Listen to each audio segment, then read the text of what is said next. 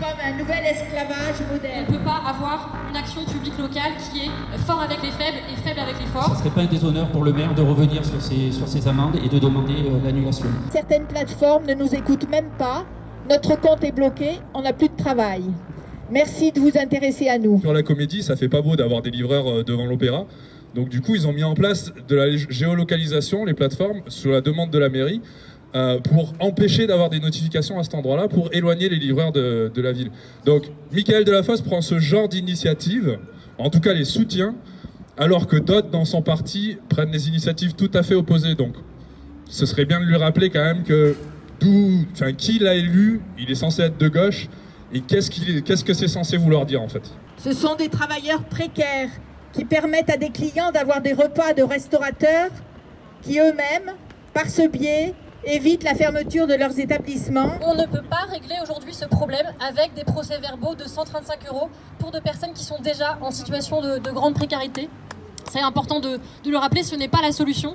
Quel autre modèle aujourd'hui on pourrait développer pour ces livraisons? Et ça a été dit, il y a des modèles coopératifs qui ont besoin aujourd'hui de soutien des municipalités pour voir le jour se développer. Et cette politique de verbalisation n'a pas été validée en conseil municipal, il faut le rappeler, on n'a pas voté pour.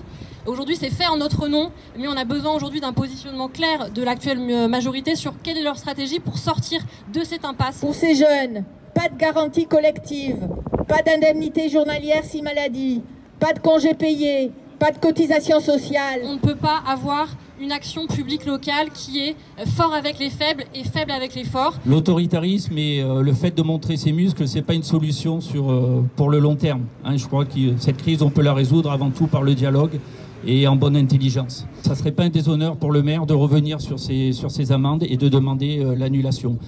C'est possible de sortir de là par le haut. S'en prendre à ces jeunes qui travaillent dans des conditions difficiles, à la tâche, en plein marasme économique, en leur infligeant une amende de 135 € qui représente plusieurs jours de revenus, est inacceptable. Un maire devrait aussi protéger les salariés les plus pauvres de son territoire.